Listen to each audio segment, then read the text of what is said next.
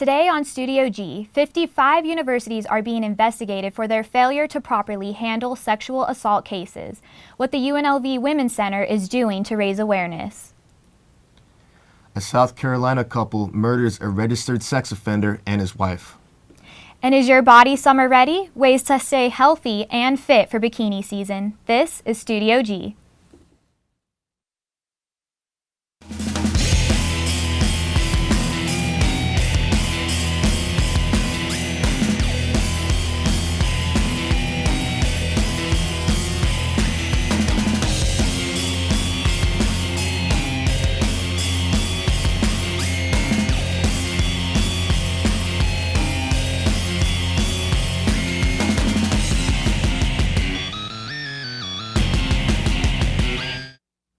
Welcome to this edition of Studio G. I'm Brandy Weeks. And I'm Troy Fosgate. After 3 years and several delays, opening statements are expected to begin in the murder trial of the Luxor dancer. Jason Blue Griffith is accused of killing and dismembering his girlfriend, Deborah Flores Narvaez, in December 2010. Deborah's body was found in 2 tubs of cement in a Las Vegas home. Griffith is being held at the Clark County Detention Center and has entered a plea of not guilty. The White House announced new measures on Tuesday to deal with campus sexual assault, an issue that in recent years has inflamed college campuses from Yale to UC Berkeley. Here at UNLV, the Jean Nidetch Women's Center decided to spread the word on campus. Reporter Victoria Janae has more on the story. Denim Day came about as a result of an Italian Supreme Court overruling a rape conviction. Basically, the judge felt because the victim wore tight jeans that somehow that she was giving her rapist consent to the sexual assault. As part of Sexual Assault Awareness Month and in commemoration of National Denim Day, the Jean Nidetch Women's Center encouraged faculty, staff, and students to learn more about sexual assault awareness. And basically a bunch of female politicians and lawyers said, screw that, we're not going to let this go. We're not going to let this man go unpunished. And as a protest, they wore denim to work, and they were lawyers, judges, politicians, and it was just a huge statement. Over the years, some progress has been made with regard to how survivors of sexual assault are treated. In 2008, the Italian court overturned its original ruling and stated that jeans cannot be compared to any type of chastity belt. The Telegraph reported at that time, still advocates say that rape survivors have to bear too much stigma. I came to the booth today because I actually volunteer with the Care Advocates and with the Jean Nidetch Women's Center. So I wanted to make sure, or just check out what was going on. And then to me, the reason I volunteer is because sexual assault and domestic violence are things that people know about but often choose to ignore. So I think it's important to bring that out to the open. According to the Rape, Abuse, and Incest National Network, 60% of sexual assault cases in the U.S. are not reported to the police. Denim Day supporters hope that their efforts will empower abuse victims, break taboos, and help debunk misconceptions. The way that we participate in Denim Day, we actually got the approval of the Office of the President, and so he has given approval for faculty and staff to be able to wear jeans, and of course students, they wear jeans, but they're wearing jeans for a purpose. Though some court rulings may imply otherwise, wearing tight clothing does not give rapists permission to assault. It's just become a movement all over the world, especially in California and here in Nevada, of course, where it's a protest. And this is also Sexual Assault Awareness Month. Supporters are getting involved in a number of ways. Over the years, some progress has been made with regard to how survivors of sexual assault are treated. Still, advocates say that rape survivors have to bear too much stigma. Everyone is encouraged to post their pictures on our Facebook page, and it's Facebook/JNWC. So take a stand, post your pictures wearing your jeans. Studio G, I'm Victoria Janae. 3 senior White House officials who briefed the media in advance of the announcement on Tuesday said that 1 in 5 women is sexually assaulted within the first 2 years of college, and it is usually by someone they know. The Obama administration is committing to ending that violence.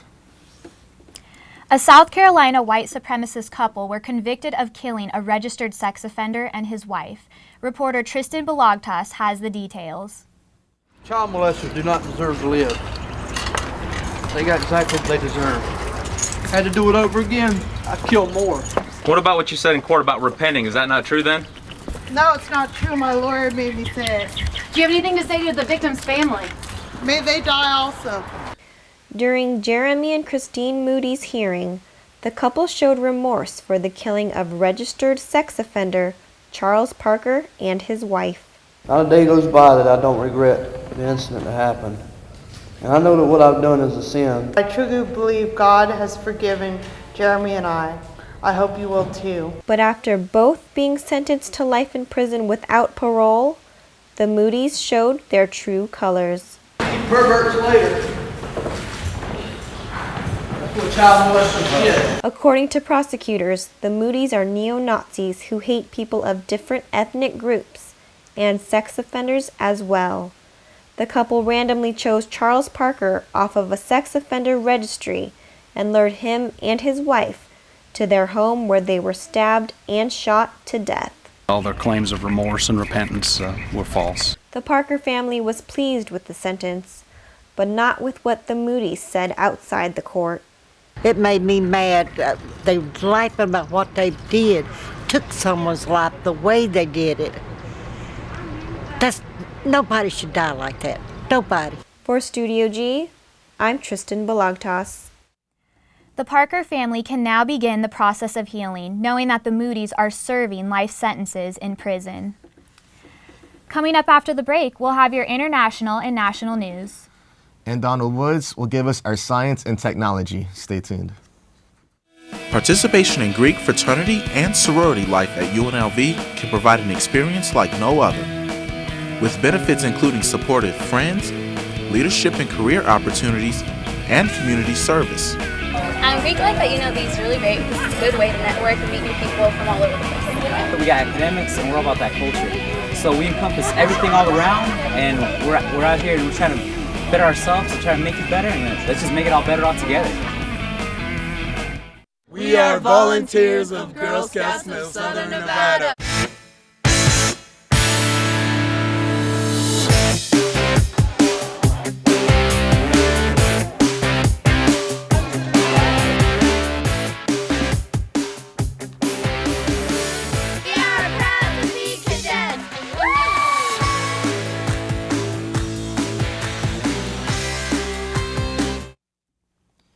Now we're going to take a look at what's happening around the world.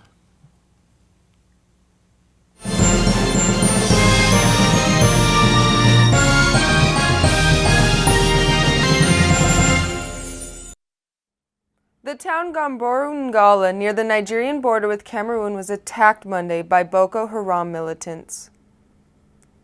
According to CBS News, as many as 300 people were killed and hundreds of casualties were confirmed when the extremists pillaged the town and set shops and homes on fire. These are the same Boko Haram rebels who are holding captive 276 teenage students after abducting them from their boarding school in Chibok. According to the Nigerian federal senator, the attack lasted about 12 hours in which the rebels gunned down residents who tried to escape the flames. President Obama has long sought to work with Nigeria in containing Boko Haram and will be sending in a team of military and law enforcement. On to Ukraine, violent clashes broke out overnight in the southeastern Ukrainian city of Mariupol. 5 more pro-Russian activists were killed and 15 other activists were detained. Ukrainian forces attacked barricades and re-entered the Mariupol City Council building to put Russian and regional flags back up. Late Wednesday, witnesses told CNN that Ukrainian forces dressed in black had fired over the heads of separatists who had gone to the police station to demand the release of the detained activists. The interim government in Kiev plans to hold presidential elections on the 25th, acknowledging the escalating tensions between the Ukrainian forces and the separatists. The Russian foreign minister said Tuesday that it would be unusual to hold a presidential election in the country when the army was being deployed against the population. The White House released a new climate change report Tuesday, warning that weather across the United States could be extreme in the years to come. The report was completed by 300 scientists in a span of 4 years who say the climate changes are man-made and already here. A breakdown of the report by region shows the Northeast will be getting more heat waves and coastal flooding.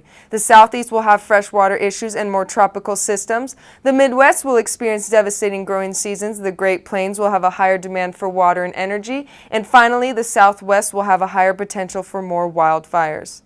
Experts say the western region is in its third straight year of drought.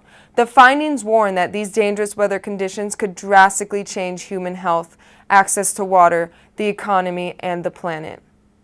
That wraps up your national and international news for this week. I'm Kelby Weiler, and I'll be sending it to Donald Woods for our science and technology. Thanks, Kelby. Hi, I'm Donald Woods with this Thursday's Science and Technology News. NASA is sharing images of the Mars rover Curiosity hard at work on the Martian surface. Curiosity drilled into a slab of Martian sandstone on Monday, collected a powder sample, and analysis is now underway. This is Curiosity's third successful collection of a drilled rock sample. The latest versions of Apple's iOS 7 software fails to encrypt email attachments, leaving the user vulnerable to hackers. That's according to one German security expert. He tested for the flaw in an iPhone 4, iPhone 5S, and iPad 2. Kurtz was able to access email attachments on a locked device just by plugging it into a computer and using some passcode bypassing software. He first reported the findings on his personal blog on April 23rd. Kurtz said he reached out to Apple and the company told him it was already aware of the problem but did not say when it would be fixed. Apple did not immediately respond to a request for comment. If you're planning to enjoy some time at a national park this year, you better leave your drone at home. Drones are not welcome at Yosemite National Park in California, which is famous for towering granite cliffs, waterfalls, and giant sequoias. And it's not just Yosemite. The buzzing aerial machines aren't welcome at any of the 58 national parks. If you're ever interested in seeing the Earth from space, NASA has attached HD cameras outside of the International Space Station. They stream it live 24 hours a day. The broadcast is provided by Ustream.com. You can go on and see the Earth and space station moving in real time 24 hours a day. That wraps up Science and Technology News for this semester. I'm Donald Woods. It's been a pleasure giving you news from the science world here at Studio G.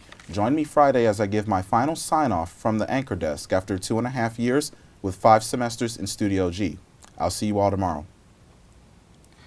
Thanks a lot, Donald. Coming up after the break, Fabiola Marzano will give us our 7-day forecast. And I will be sitting down with 6-time UFC world champion, Mr. Randy Couture. Stay tuned.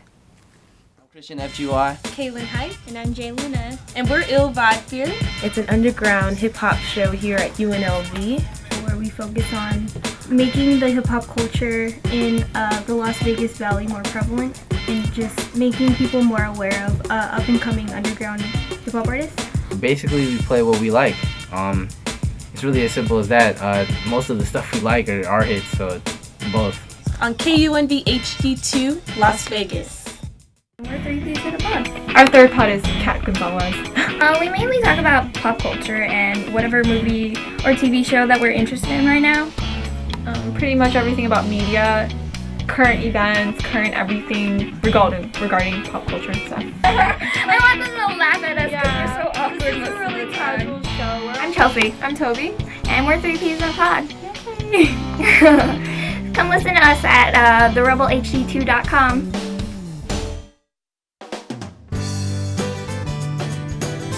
Your community's farmers market. Welcoming, lively, friendly. A place where neighbors and friends come together to celebrate their community. With over 50 vendors, organic, sustainable, fresh produce are available just for you. Support and buy local at Fresh 52.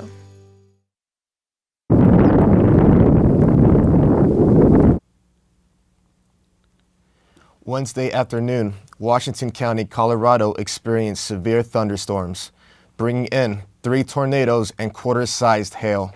No damages or injuries were reported. I am so glad I do not live where there are tornadoes. I've never been in a tornado, have you? I know, not at all. Like, I just feel fortunate being in an area where it's all desert, right? No disasters. How about you? Have you been? I've lived here my whole life, so I'm used to the desert and just the tornado and the quarter-size hail, I am not all about that. Yeah, so. So Fabi, what's it looking like for this week? Well, Brandy and Troy, thankfully we don't have storms or tornadoes here, but we're partly cloudy today. We're standing at 73. Our winds are running 12 miles per hour, and I recommend you later tonight to wear a sweater because those winds will rise up and it will get really windy today. Our low is 61, and our sunset will be around 7:35 this afternoon, so make sure you catch those clear, nice skies from the Strip. Right now, our high-pressure system, sunny days in Winnemucca, 63, Tonopah, 59, Bishop, 70, Santa Barbara, 64. The rest of the states, as you see here, are partly cloudy. They're really either expecting rains or they're going to be having not a sunny day for the rest of the week, unfortunately. Our speed winds will rise up. They're standing at 6, 12, and 14, Lake Tahoe, but like I was saying, from the North Pacific is bringing in those rains and also those winds, and it's hitting parts of Colorado, causing that tornado to happen. We have the Dakotas causing a lot of rain, and so is in Wyoming. New York is going to be having rain. They're standing at 53, Miami 85, Phoenix at 79, and they will be just really partly cloudy, unfortunately, and so we're going to be partly cloudy as well. We're going to have Friday and Saturday standing at the 80s, and throughout the week we'll rise up to the 90s until we warm up and enjoy that nice week. So it was a pleasure giving you all the weather throughout the whole entire semester. After this break, we'll have more of Studio G. Stay tuned.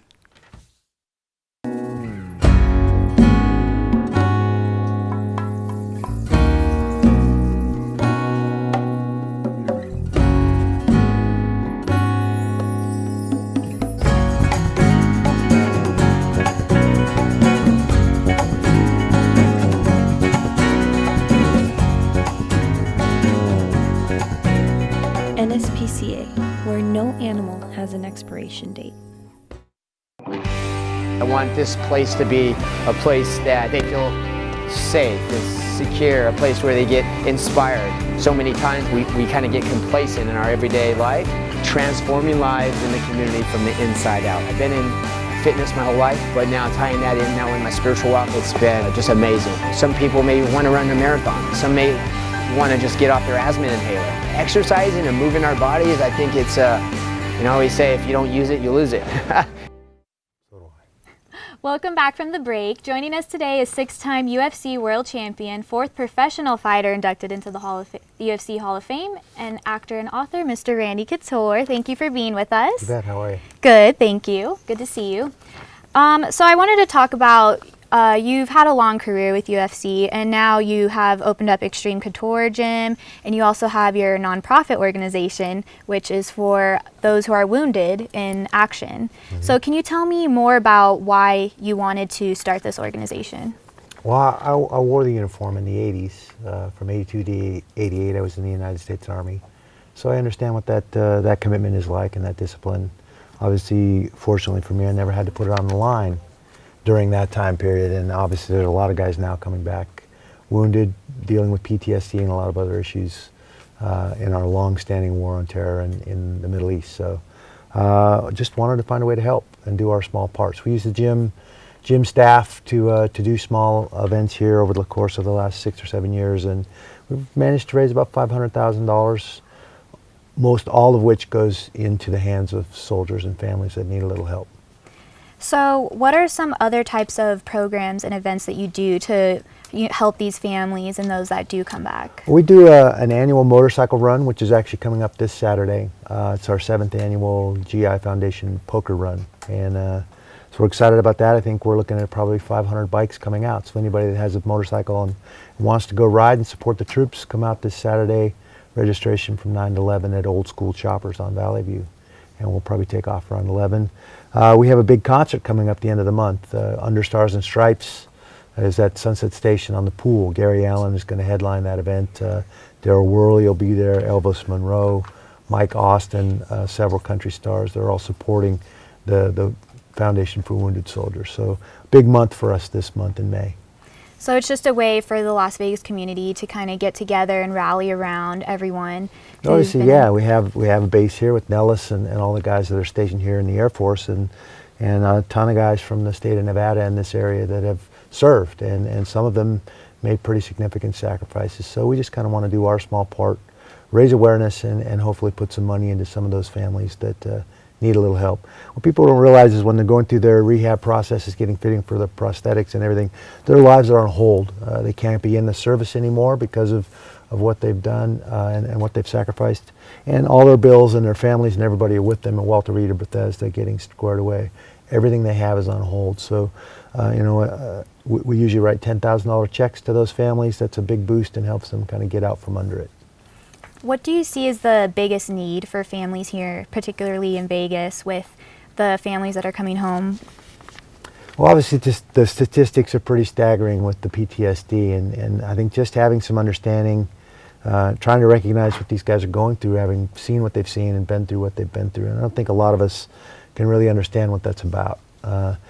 Aside from the obvious things, the guys that are missing limbs from IEDs and so forth, with the way that the terrorists are choosing to do battle, is a huge commitment and sacrifice that they've made, and getting them back on track and getting to be contributing members of our society again,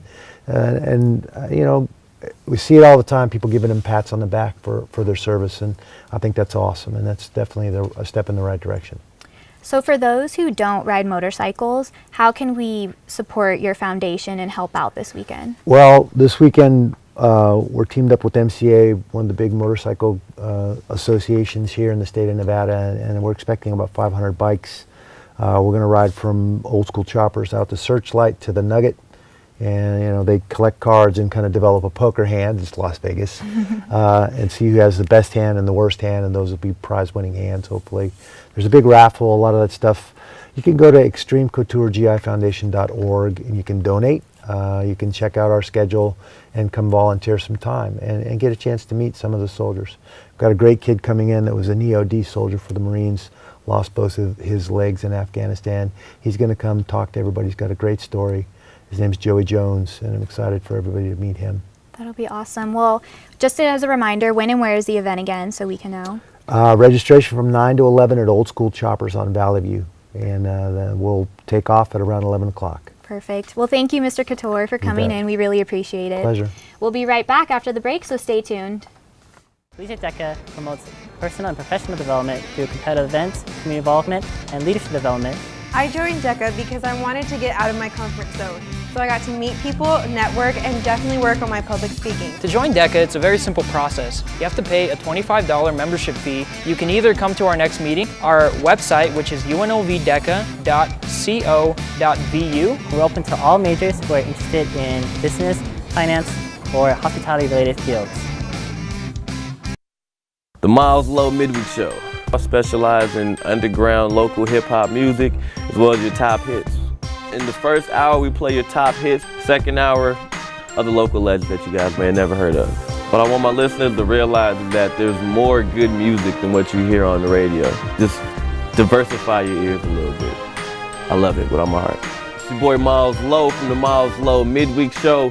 You can check my show out from the rebelhd2.com. Summer is just around the corner and people are always looking for ways to slim down. Juicing fruits and vegetables has become popular recently. By extracting the fibrous parts of the fruit or vegetable, you are left with a delicious drink.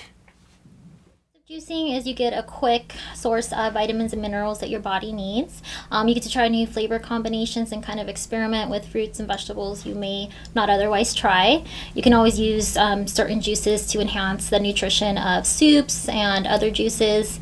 And it allows you to try seasonal products that you are you really don't know how to use them otherwise. Juicing can be beneficial. There are some downsides, especially when you try to juice too many fruits together. Some Cons of juicing are if you use too much fruit, you can get a really big source of sugar because what you're left with is the sugar component of the fruit. So you want to try to stick with more vegetables and maybe add 1 or 2 fruits just to sweeten up the juice. When juicing, you may not receive enough fiber, which is actually good for your digestive system. 80% of our immune cells are found in our GI tract. Having that fiber will help having our fiber will help keep your immune system more resilient. Well, I have never juiced before, but I love smoothies. I just can't find myself to put vegetables in my mixed up with the fruit. So I just bought this like Blendtec blender that does more than just juicing. It makes like dough, it makes soup. So I definitely want to try that out for a cause. You should. Well, it's finally the end of the semester and the start of summer vacation. Reporter Ron Paul Gavino has more on how vacations are being spent. Ron Paul? Thanks, guys. I'm standing right here outside of the Student Union. Let's go see what some rebels are doing over their vacation. What are you doing for summer? Going to Mexico for 2 weeks. Going to Idaho. Learning longboard. We're boring graduate students, so we're taking summer school. Go to Chicago, my hometown, and visit all my cousins and my family and see them again because I haven't seen them in like 2 years. I'm going to Navy Pier, chill on the beach, you know, like. Do you want to show us what you've got so far? It'd be pretty interesting. Yes. Yeah. I'm going to go to LA in June to check out the BET Awards. Working. Summer school and working at Nordstrom. Here we go. Might go to either Europe or Hawaii. Everyone here at Studio G has enjoyed giving you guys the news every day for the past couple weeks, and so it's with bittersweet hearts that we have to say goodbye. We hope that you all have a fun and safe summer, and we'll see you next semester. For Studio G, I'm Ron Paul Gavino.